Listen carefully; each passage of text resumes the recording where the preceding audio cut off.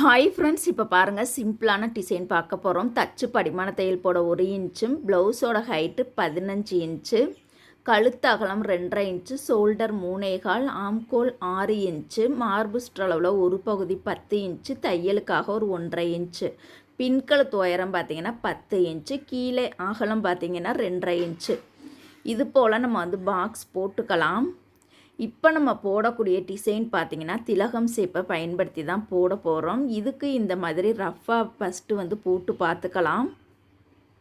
திலகம் ஷேப்லேயே பார்த்திங்கன்னா அந்த ஷேப் எக்கச்சக்கமாக இருக்குது. இது ஒரு ஷேப், திலகம் ஷேப்லேயே இது ஒரு டிஃப்ரெண்ட்டான ஷேப். பாக்ஸை விட்டு கொஞ்சம் கீழே வரும்பொழுது கொஞ்சம் அகலமாக போடணும். இப்போ பாருங்கள், நம்ம வந்து அழகான ஷேப்பில் போட்டு முடிச்சிட்டோம். இந்த ஷேப் கரெக்டாக கிடைக்கணும் அப்படின்னா இந்த மாதிரி அளவுகளை நீங்கள் குறிச்சிட்டு அதுக்கப்புறமா இந்த டிசைனை போட்டிங்க அப்படின்னா உங்களுக்கு வந்து ரொம்ப அழகாக நீட்டாக சரியான அளவில் இந்த டிசைன் கிடச்சிரும். 10 இன்ச்சு ஹைட்டு, 10 இன்ச்சு அந்த நெக்கோட ஹைட்டு 10 இன்ச்சு வருது அப்படின்னா இந்த அளவுகளை நீங்கள் வந்து ஃபாலோ பண்ணலாம். ஆனால் 8.5 இன்ச்சு 9 இன்ச்சுக்குன்னா அது வேறு அளவுகள் வரும். அகலம் மட்டும் பார்த்திங்கன்னா அந்த பாக்ஸுக்கு வெளியில் 3/4 இன்ச்சு எடுத்துக்கங்க. நம்மளுக்கு வந்து அளவு சரியாக இருக்கும். அதுக்கு மேலே அகலமாக போக வேணாம். அதுக்கு மேலே அகலமாக வேணும் அப்படின்னா சைஸை பொறுத்து அகலத்தை வந்து நம்ம கூட்டிக்கலாம். இப்போ இந்த லைனிங் கிளாத்தை மட்டும் இது போல் நம்ம கட் பண்ணி எடுத்துக்கலாம். இந்த டிசைனுக்கு நம்ம கேன்வாஸ் பயன்படுத்தி தைக்க போகிறது கிடையாது, அப்படியே தான் தைக்க போகிறோம். இப்போ எப்படி ஈஸியாக தைக்கிறதுன்னு பார்க்கலாம். இப்போ பாருங்கள், ப்ளவுஸோட நல்ல பக்கத்தில் லைனிங் கிளாத்தை இது போல் கரெக்டாக சென்ட்ரு பண்ணி வச்சுக்கலாம். நழுவாமல் இருக்கிறதுக்காக பின் குத்திக்கலாம். எல்லா சைடுமே கூட பின் குத்திக்கலாம், இல்லை ஒன் சைடு மட்டும் கூட குத்திக்கலாம். இப்போ கரெக்டாக ஒரு 1/2 இன்ச்சு பிசுறு விட்டுட்டு நெக் வந்து என்ன ஷேப்பில் கட் பண்ணியிருக்கோமோ அதே ஷேப்லையே நம்ம அழகாக நீட்டாக தையல் போட்டுக்கலாம். கரெக்டாக ஒரு 1/2 இன்ச்சு மட்டும் பிசுறு விட்டாலே போதுமானது. ஆரம்பிக்கும் போதும் முடிக்கும் போதும் கெட்டி தையல் போட்டுக்கலாம். இப்போ பாருங்கள், நடுவில் இருக்கக்கூடிய எக்ஸ்ட்ரா பிசுரை இது போல் நம்ம கட் பண்ணி எடுத்துக்கலாம். தையலை ஒட்டியே கட் பண்ணக்கூடாது. அந்த 1/2 இன்ச்சு பிசுறு விட்டுருந்தோம் இல்லையா, அந்த பகுதியிலேருந்து தான் நம்ம வந்து கட் பண்ணி எடுத்துக்கணும். இப்போ ஃபினிஷிங் அழகாக கிடைக்கிறதுக்காக தையலில் படாமல் இது போல் குட்டி குட்டியாக நம்ம கட் பண்ணி எடுத்துக்கலாம். கண்டிப்பாக பார்த்திங்கன்னா அந்த கார்னர் பகுதியில் கண்டிப்பாக கட் பண்ணணும். வளைவு நெளிவு வரக்கூடிய பகுதியில் இது போல் கண்டிப்பாக நம்ம கட் பண்ணி எடுத்துக்கலாம். இப்போ பிசுரையும் லைனிங் கிளாத்தையும் நம்ம கையோட ரைட் சைடு வச்சுட்டு லைனிங் கிளாத் மேலே நம்ம படிமான தையல் போட்டுக்கலாம். ப்ளவுஸுக்கு மேட்சாக இருக்கக்கூடிய நூல் கண்டிப்பாக எடுத்துக்கணும். இந்த மூளை ஷேப்பில் பாருங்கள், இது போல் கரெக்டாக விரித்து வச்சு படிமான தையல் போடணும். 2 துணியையுமே விரித்து வச்சு படிமான தையல் போட்டால் மட்டும்தான் நம்ம நல்ல பக்கம் படிமான தையல் போடும் பொழுது நெக்கோட ஷேப் நம்மளுக்கு அழகாக நீட்டாகவே கிடச்சிரும். இப்போ இந்த லைனிங் கிளாத்தை நம்ம உள்பக்கமாக தள்ளி விட்டுட்டு நெக்கோட ஷேப் அழகாக நீட்டாக எடுத்து விட்டுக்கலாம். இப்போ நல்ல பக்கம் பாருங்கள், ஒட்டுலே ஓரத்துலே நம்ம படிமான தையல் போட்டுக்கலாம். இந்த படிமான தையல் போடும் பொழுது நூல் கரெக்டாக மேட்சாக இருக்கணும். தையல் பொடி தையலாக இருக்கணும். நார்மல் தையலாகவும் இருக்கக்கூடாது, பெரிய தையலாகவும் இருக்கக்கூடாது. பொடி தையலில் இருந்தால் தான் நம்மளுக்கு ஃபினிஷிங் எல்லாமே பக்காவாக இருக்கும். படிமான தையல் போடும் பொழுது அடியில் இருக்கக்கூடிய லைனிங் கிளாத் மேல் பக்கமோ சைடுலையே தெரியக்கூடாது. அந்தளவுக்கு அழகாக நீட்டாக கவர் பண்ணி போட்டுக்கலாம். இப்போ பாருங்கள், தைச்சதுக்கப்புறம் ரொம்பவே அழகாக இருக்குது. இப்போ இதோட அவுட்லைன் ஃபுல்லாக நம்ம தைச்சி ரெடி பண்ணிக்கலாம். இப்போ இந்த பகுதியை தனியாக எடுத்து வச்சிடலாம். இப்போ பாருங்கள், நீளமான துணியில் 3.5 இன்ச்சு அகலத்தில் இது போல் மார்க் பண்ணி நேராக கட் பண்ணிக்கலாம். இது நேர் பீஸில் தான் கட் பண்ணணும், கிராஸ் பீஸில் கட் பண்ணக்கூடாது. அகலம் பார்த்திங்கன்னா கரெக்டாக 3.5 இன்ச்சு வைங்க, நம்மளுக்கு வந்து சரியான அளவு. இது இப்போ தனித்தனியாக இருக்கக்கூடிய பீஸை இது போல் நம்ம வந்து இணைச்சிக்கலாம். இணைக்கிறதுக்கு கண்டிப்பாக நம்ம வந்து ஒரு 2 தையல் போட்டுக்கலாம். இப்போ இந்த பகுதியை வந்து நம்ம திருப்ப போகிறோம். திருப்புறதுக்கு நான் எப்போதும் போல் ரெடிமேட் ரோப் தான் யூஸ் பண்ணுவேன். இதை இந்த மாதிரி நம்ம வந்து தச்சு ரெடி பண்ணிக்கலாம். அடியில் வந்து நல்லா ஸ்ட்ராங்காக அந்த நாட்டு மேலேயே நல்லா ஸ்ட்ராங்காக கெட்டி தையல் போட்டுட்டு பாருங்கள், இது போல் பிசுறு பகுதி ஒரு 1/2 இன்ச்சு பிசுறு விட்டுட்டு நேராக நம்ம தையல் போட்டுக்கலாம். திருப்புறதுக்கு எப்போதுமே இந்த ரெடிமேட் ரோப்பை யூஸ் பண்ணிங்க அப்படின்னா நம்ம வந்து அதிக நேரத்தை மிச்சப்படுத்தலாம். இல்லை சும்மாவே நம்ம தச்சு திருப்பினோம் அப்படின்னா கண்டிப்பாக அது ஒரு 15 நிமிஷம் அல்லது 20 நிமிடங்களாவது ஆயிரும். இந்த மாதிரி மெத்தடை நீங்கள் பயன்படுத்தி தச்சிங்க அப்படின்னா 1 செகண்ட்லேயே பார்த்தீங்கன்னா ஈஸியாக நம்மளால் திருப்ப முடியும். ஃபாஸ்ட்டாகவும் நம்மளால் ஒரு டிசைனுக்கு தச்சு முடிக்க முடியும். இப்போ இந்த பகுதியை பாருங்கள், நல்ல பக்கமாக நம்ம திருப்பி எடுத்துக்கலாம். இப்போ நம்ம கையோட ரைட் சைடு அந்த ரோப் கயிறை பிடிச்சி இழுத்தோம் அப்படின்னா இந்த மாதிரி ஈஸியாகவே இழுக்கிறதுக்கு வந்துடும். இப்போ பாருங்கள், நம்ம வந்து அழகாக நீட்டாக திருப்பிட்டோம். இப்போ அடியில் இருக்கக்கூடிய அந்த ரோப் கயிறை இது போல் நம்ம கட் பண்ணிவிட்டு பிசுரையுமே லைட்டாக கட் பண்ணி உள்ளே இருக்கக்கூடிய நூலை நம்ம எடுத்துடலாம். இப்போ இந்த பகுதியை பாருங்கள், அழகாக நீட்டாக நம்ம வந்து அயன் பண்ணி எடுத்துக்கணும். அயன் பண்ணி எடுத்து முடித்ததுக்கப்புறம் பாருங்கள், இதோட ஹைட்டு கரெக்டாக ஒரு 3.25 நம்ம வந்து கட் பண்ணி எடுத்துக்கலாம். கண்டிப்பாக அயன் பண்ணால் தான் எல்லா டிசைனுமே நம்மளுக்கு வந்து அழகாக நீட்டாக இருக்கும். இது போல் பாருங்கள், வரிசையாக நம்ம கட் பண்ணி எடுத்துக்கலாம். இப்போ இந்த கட் பண்ணிய பகுதியை பாருங்கள், இது போல் சென்ட்ரு பண்ணி கரெக்டாக மடித்து இந்த மாதிரி நம்ம வந்து தையல் போட்டுக்கலாம். 2ஆக மடித்து இது போல் நம்ம தச்சு ரெடி பண்ணிக்கலாம்.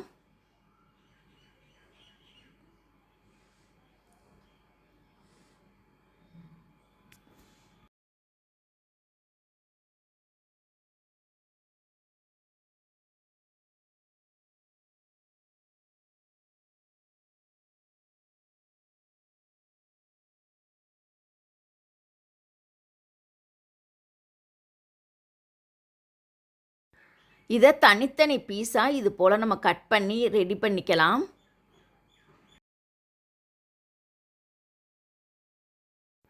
இப்போ அந்த ஒவ்வொரு பீஸ்லேயும் இருக்கக்கூடிய பிசுறு பகுதியும் சைடில் இருக்கக்கூடிய அந்த நூலோட பிசுறு பகுதியும் இது போல் கட் பண்ணி ரெடி பண்ணிக்கலாம். பிசுரோட தைச்சோம் அப்படின்னா ஃபினிஷிங் நல்லா இருக்காது. இந்த மாதிரி ஒவ்வொரு பகுதியுமே நம்ம தைக்கும் பொழுது கவனமாக தைக்கணும். அப்போ தான் ஃபினிஷிங் எல்லாமே நம்மளுக்கு வந்து பக்காவான முறையில் சூப்பராக கிடைக்கும்.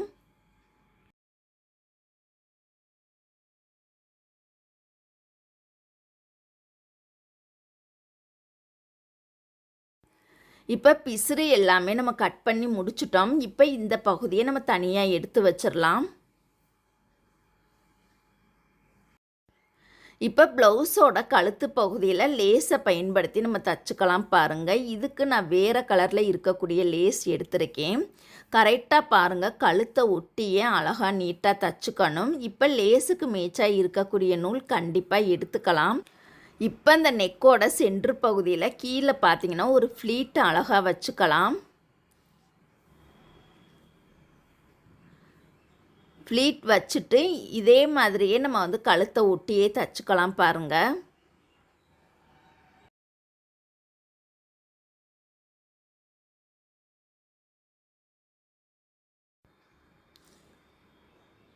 இப்போ இந்த லேஸில் இந்த ஓரத்தில் இன்னொரு தையல் நம்ம போட்டுக்கலாம்.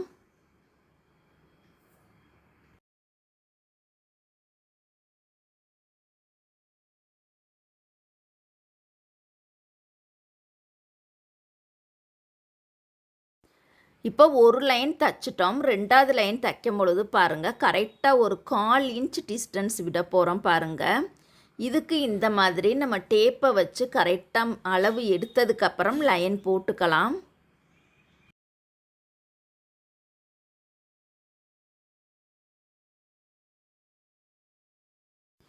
இப்போ 2வது லைனில் பார்த்தீங்கன்னா நம்ம தச்சு வச்சுருக்கக்கூடிய அந்த ஒவ்வொரு பீஸையுமே வரிசையாக நம்ம தச்சுக்கலாம்.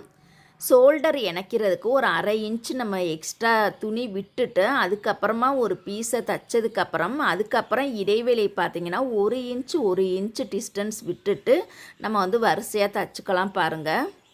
1 இன்ச் அல்லது 1.25 இன்ச் அந்த டிஸ்டன்ஸ் விட்டுட்டோம் அப்படின்னா நம்மளுக்கு கரெக்டாக இருக்கும். 1.25 இன்ச் எடுத்திங்கனாலும் நம்மளுக்கு அளவு கரெக்டாக இருக்கும். இல்லை 1 இன்ச்லேயும் கூட நம்ம எடுத்துக்கலாம். ரொம்ப அழகாக நீட்டாக இருக்கும். ஃபஸ்ட்டு லைன் லேஸ் வச்சு தைச்சிட்டோம். 2வது லைன் பார்த்திங்கன்னா நம்ம தச்சு வச்சுருக்கக்கூடிய ஒவ்வொரு பீஸையுமே வரிசையாக நம்ம தைச்சிக்கலாம். நெருக்கமாக தைக்காமல் கொஞ்சம் கேப் விட்டு தைச்சிக்கலாம். இந்த டிஸ்டன்ஸோட அளவு பார்த்திங்கன்னா 1 இன்ச்சும் வச்சுக்கலாம், 1.25 இன்ச்சும் வச்சுக்கலாம். இப்போ நம்ம 1.25 இன்ச் நம்ம வச்சுருக்கோம். இது போல் வரிசையாக லைனாக அந்த லைன் மேலேயே நம்ம வந்து கரெக்டாக தைச்சிக்கலாம்.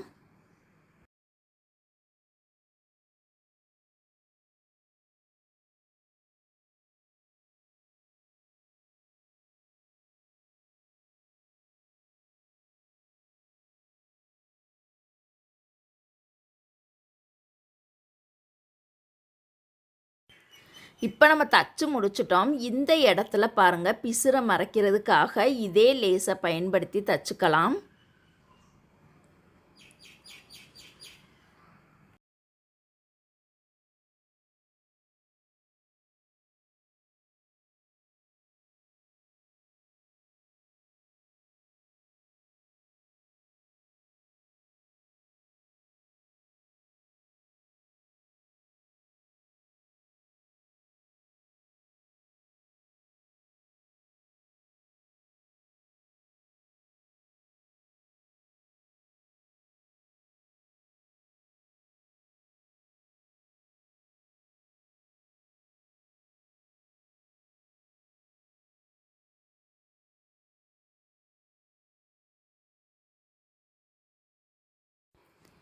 இப்போ இந்த லேஸில் இந்த ஓரத்தில் இன்னொரு தையல் நம்ம போட்டுக்கலாம்.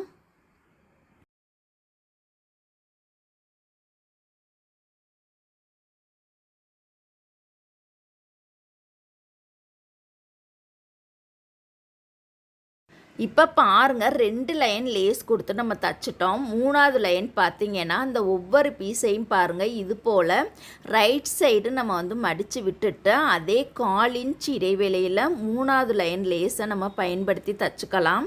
இந்த மாதிரி மெத்தடில் தைக்கிறது கொஞ்சம் டிஃப்ரெண்ட்டாக இருக்கும். ஃபுல்லாகவே தச்சு முடித்ததுக்கப்புறம் இந்த நெக் டிசைனை பாருங்கள், ரொம்ப ரொம்ப அழகாக சூப்பராக இருக்கும், கொஞ்சம் டிஃப்ரெண்ட்டாகவும் இருக்கும்.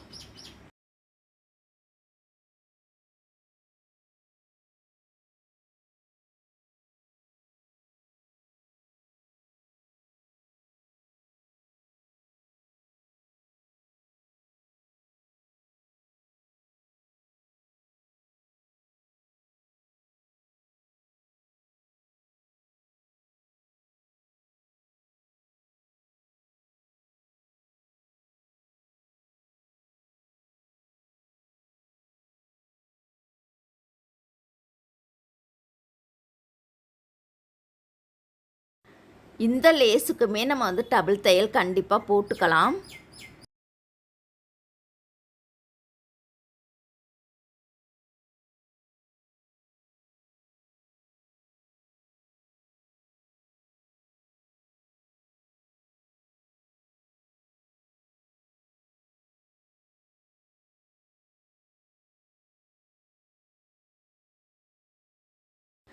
இப்போ பாருங்கள், நம்ம தச்சு முடிச்சிட்டோம். இப்போ கீழே இடுப்பு பகுதியில் இதே லேஸை பயன்படுத்தி நம்ம தச்சுக்கலாம்.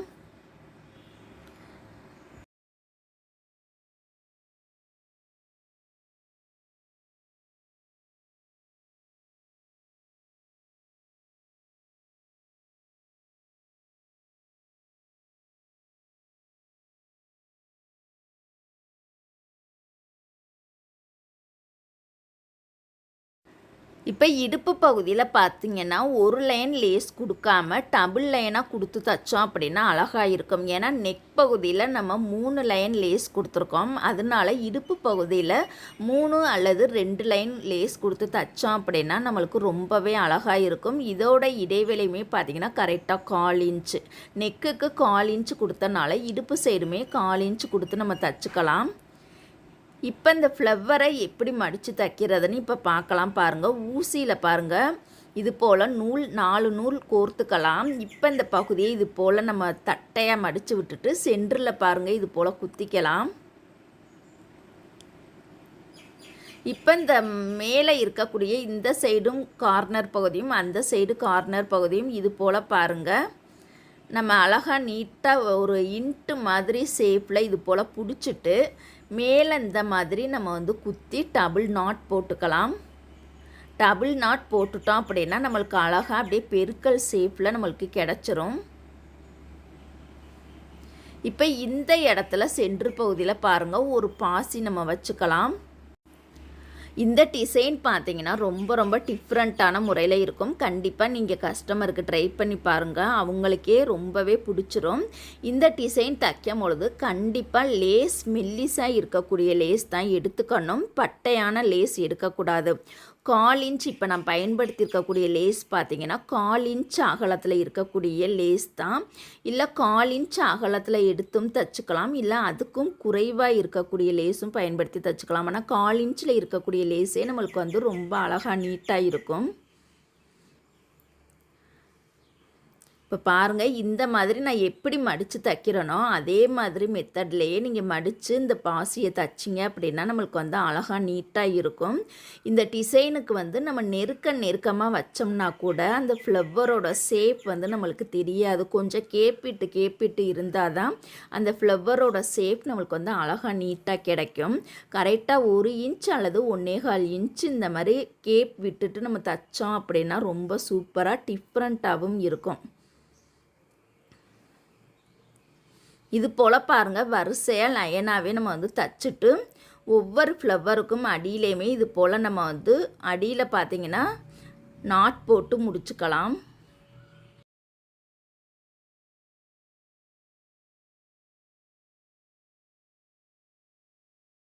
இப்போ இந்த பகுதியை அழகாக நீட்டாக நம்ம வந்து அயன் பண்ணி எடுத்துக்கலாம். இப்போ பாருங்கள், தைச்சதுக்கப்புறம் ரொம்பவே அழகாக சூப்பராக இருக்குது. இதோட ப்ரைஸ் எவ்வளவுன்னு பார்த்துடலாம். இப்போ பாருங்கள், இந்த ப்ளவுஸோட தையக்கூலி எவ்வளவுன்னு பார்த்துடலாம். இந்த டிசைனுக்கு என்னென்ன மெட்டீரியல்ஸ் பயன்படுத்தியிருக்கோன்னு பார்த்தீங்கன்னா, கோல்டு துணி 30 பாயிண்ட்டு நம்ம ப்ளவுஸுக்கு மேட்சாக நம்ம கண்டிப்பாக எடுத்துக்கணும். 30 பாயிண்ட்டு 40 ரூபா. லேஸ் பார்த்தீங்கன்னா 3 மீட்டர் எடுத்திருக்கோம். இதில் பார்த்தீங்கன்னா 3 லைன், கீழே 2 லைன், மொத்தம் பார்த்தீங்கன்னா 5 லைன் வருது. 5 லைனுக்கு 1 மீட்டர் பார்த்தீங்கன்னா 10 ரூபா. அப்படின்னா நம்மளுக்கு 5 லைனுக்குமே 3 மீட்டர் தான் தேவைப்படும். 30 ரூபா நான் போட்டிருக்கேன்.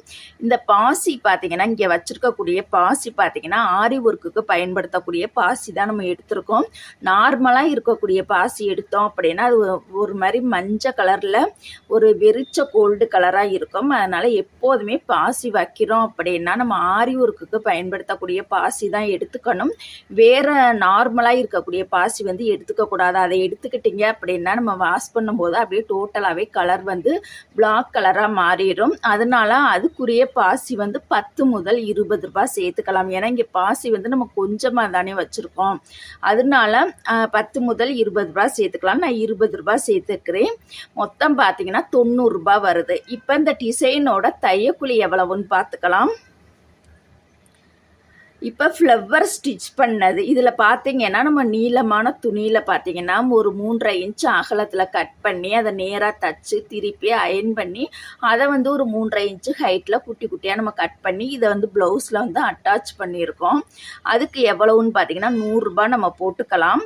அதுக்கப்புறமா பார்த்தீங்கன்னா பீட்ஸு அந்த பாசி வந்து தச்சது பாசி வந்து நார்மலாக நம்ம தச்சோம்னா நம்ம வந்து கம்மி அமௌண்ட் வந்து போட்டுக்கலாம். இதில் பார்த்தீங்கன்னா இதை வந்து சென்ட்ரு பண்ணி நம்ம குத்தி அதை பெருக்கல் மாதிரி குத்தி அதுக்கு மேலே நம்ம பாசி வச்சுருக்கனால இதுக்கு பார்த்தீங்கன்னா ஒரு 50 ரூபாய் வந்து நம்ம சேர்த்துக்கலாம்.